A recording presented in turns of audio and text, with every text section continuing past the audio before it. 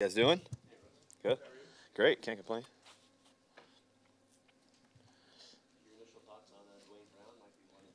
Lineman you've ever played with.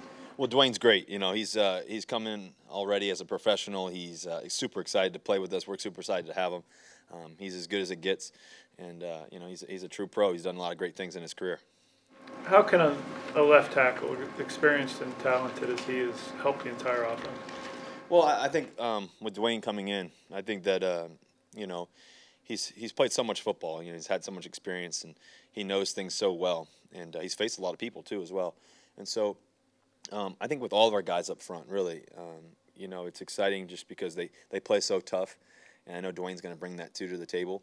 And ultimately, we want to give the Seahawks the best chance to win every time you step on the field. And so, Dwayne's going to add to that. I think that, you think about what George Fant and unfortunately losing him early in the season, and then Reese Odiambo stepping up, and I thought Reese did a tremendous job of fighting, for every inch and for every play, and he played so great. So that's good for us too that he's had that experience as well. But obviously, you can't compare to 10 years, of experience, or 9 years, or 10 years of experience, what Dwayne's done. But it's exciting to have a guy like that on our team, and he's great. He's awesome, and he's from Virginia, so I like that too. Yeah, met him once or twice before, I believe. But I think that him growing up, he went to Hermitage High. It's 8 minutes probably away from my house. So I think I've seen him play actually in high school way back when, because Hermitage was really good back in the day. So I remember watching those guys play. Russell, we've heard a lot about how you take care of your body, make sure you're healthy throughout the season. How would you describe your regimen for your arm strength throughout the year, and kind of where that ranks within your skill set? Well, it's something that's very, very important to me. It's kind of the baseball in me, the pitcher, regiment and mentality and everything else. Really taking care of your arm. Before practice, I get here pretty early in the morning, and by 6:15, 6:30, I'm working on my body and everything, and making sure that I'm ready to roll and for the day, and then by right before we head out to practice, I work on my arm with Janet for another 30 minutes, and then after practice too as well. So I'm constantly working on the arm strength and everything else, and just feeling really, really, really good. I've always kind of been that way, but it's kind of been a heightened thing for me this year, and just everything else that I'm doing. But I'm grateful. I'm grateful that I have great people in terms of the training staff too here. They've always been amazing with me too as well, and continue to be. And so it's always great to be able to really take care of your body. I think that's really important, just to feel fresh, to feel really good, to feel explosive. Typically you think about your legs being explosive, but also you want your arm to be that way too as well. And I think it's something that Coach Carlisle, a strength coach here, and I are really, really passionate about too as well. We do a lot of band work, we do a lot of shoulder work, pretty much every day, and so it's a good thing. Does your arm ever feel any different after a game when you throw 45 times compared to 25 times? No, it doesn't feel different. It's just, but I think throughout the season you want to. It's kind of it's usually tough to feel stronger in your arm, to feel stronger as you go throughout the season. But that's always my goal, is for my arm to get stronger and better and just more precise, and just I do a lot of different stuff that keeps it that way. Do you feel like it is as strong today as it was maybe in August? Or Yeah, for sure. I feel great right now, so I'm feeling really good. And a lot of it's also to your legs, making sure your legs are feeling strong and explosive too as well. So that's key.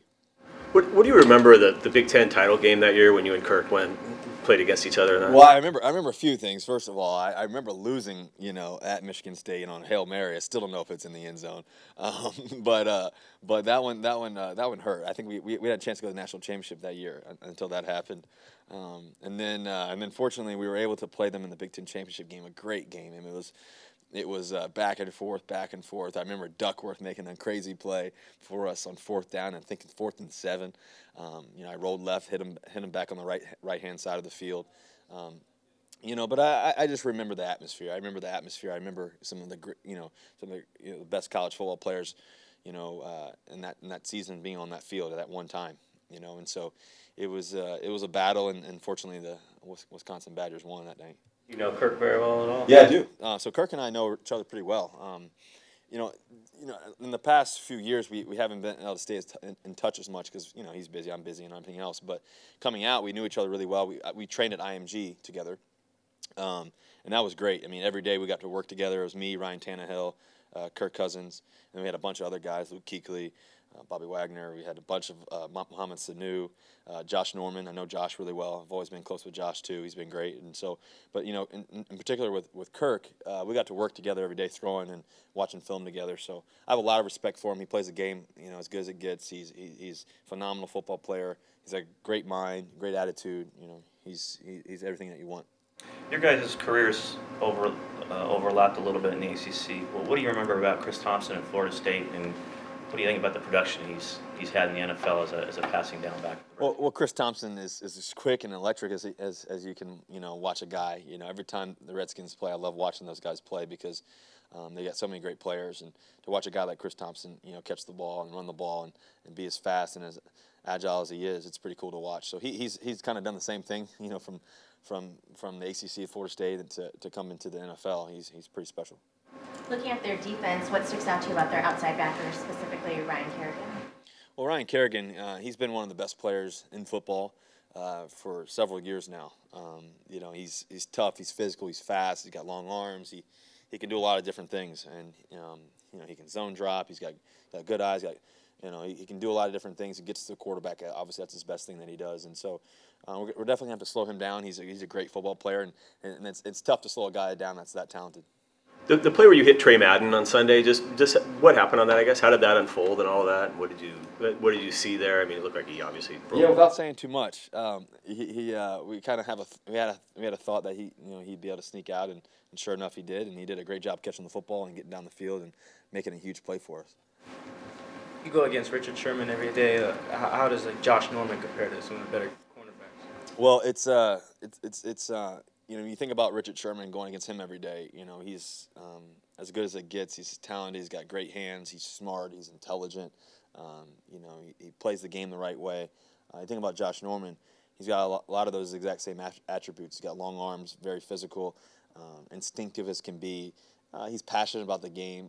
So Josh Norman is as good as it gets too as well. And so, fortunately, I was able to be around Josh and just watch his work ethic at IMG and training together. And I see him sometimes in the off season. And so, he's one of my favorite players to watch too as well in the NFL, just because he can make any play at any time. And so, hopefully, that doesn't happen against us. But he's a great player. Now that you've had a few days to digest your performance against Houston, the career franchise records you're able to set, what was so special about that performance for you? Well, what's special about it is that we won. It's really that simple for me. I don't really think about anything else. That's where all the fun is. It's just the excitement, the electricity in the stadium. It comes from the fans. It comes from how us players are in love with the game, and then ultimately it comes down to winning. And so that's the thing that matters the most. I think that in terms of everything else, it's all a process. You want to continue to throughout the season continue to grow as a player, as a team, as an offense, and everything else. And I think that's just a tribute to the hard work that we put in. I don't think it's anything else. I just think that we love the game. I think we keep studying like crazy, and we keep practicing really, really tough and really hard. And then when we get to the game, that's where all the fun happens. And so, for us, I think that's really where the focus is, and great things happen. Great things happen when you practice the right way and you try to do things the right way on the field and everything else. And so, there's no surprises there. Are there any moments that stood out to you in particular? Yeah, I think Jimmy Graham, and I screaming at each other. That was kind of fun in a good way. That was pretty exciting at the very end of the game. And then I think about just the crowd when Jimmy got open there, and just I was like, he's open, like, boom, and him catching the ball. I could hear him. I could hear that ball hit his hands. It's just that feeling, and then the crowd just goes crazy. And then I think also seeing Richard Sherman make that pick. I remember I was standing up on the bench and waving, my little towel there or whatever, and just the guys being. I think I was next to Mike Tyson and some of the other guys too as well, and it was just fun. It felt like playoff football. It feels like Seattle. It feels like all the things that we really are passionate about, and that's winning, and that's doing it with a lot of fun, a lot of passion behind it. How likely is it you can keep winning without a running game? Say again? How likely is it that you guys can keep winning without a running game? I think we can win in a lot of different fashions. That's the good thing about championship football is you want to have all three work at the same time, and you want to be able to, have your defense, offense, and special teams clicking. I think in terms of offensive football, if you can, if you can have the explosive plays, if you can have the passing game, and then obviously if you can have the running game, it's really, really hard to stop you. And I think that we can definitely fix it. We've fixed things before, we can fix it now, and so it's just a continual focus on doing things the right way and fitting up and guys hitting the hole, and we're excited about that. We're excited about the opportunity of taking on this challenge and of the running game and making it better. Tyler Lockett after the game mentioned the explosive play mentality. Whether you connect on every deep pass or not, there is still some confidence that's being built. Having that explosive play mentality, what does that mean to you? Well, I think the idea of having, that's a great question. I think the idea of having explosive mentality is getting the ball in the right guy's hands at the right time and letting them do what they do best. And so I think for us, we want to take shots down the field. We also want to get the ball out quickly. It can still be very explosive that way. We want to be able to hand the ball off and do some fun things in the game that can really break things open. And when you have guys like Jimmy Graham, who's tough to tackle, and he can go up for. When you have guys like Doug Baldwin, it's tough to get your hands on him at the line of scrimmage, or if you're playing off, he's gonna make you miss too as well. And then you have guys like Tyler Lockett, who's super quick and agile, and guys like P. Rich who can go up and get anything you throw to him and run by you. There's so many guys, and then obviously you have J.D. McKissick, who has that speed to hit the edge when he's running the football, and he'll run right at you too as well. And there's so many guys down the line, and I think for us, and really what we want to be able to do is get our running game going, where we hand the ball off to Eddie and Rawls and let those guys be physical and run over people too. And that brings excitement. And so I think for us, explosive mentality can be in any form or fashion, but anytime anybody touches the ball, we want to be explosive. And I think that's the way that we try to practice. Every time somebody touches the ball, we're trying to get to the end zone. We're trying to do something special with it. Russell, as the calendar turns to November, what clicks with you? What clicks with the offense? I think statistically you're one of the kind of better quarterbacks that the NFL has ever seen in the month of November. Yeah, I think that in November, December, that's when champions come out, and that's when winners make plays and everything else. I think it's throughout the season, but I think that's when crunch time comes. I do believe, though, those are years before, and you can't rely on the years before. You only have right now, and that's the great thing about sports. That's the great thing about playing the game is all you got is today, and so today is the day that we have to make it great today. Today is where we make Sunday be successful, and that's all we have. And so I think you do rely on those experiences and those thoughts and those things and those moments and those feelings and the passion that you've played with before, but you also have to do it right now. You can't just think that it's going to happen again. You have to have to turn the switch on every day and make sure that it stays on. Where'd the wig come from for the Halloween costume? Say again? Where did the wig come from for the Halloween costume? Yeah, I got it. I think I got it from Party City or whatever, and then it was actually a super long wig, and so I ended up cutting it down. So it was a little, Coach's hair was a little, Pete's hair was a little shaggy there, a little nappy, but it ended up coming together pretty well. I think I had the street pose the best. I think that was when he's looking on the field. I think that was pretty good. The Air Monarchs. I got those from the equipment room.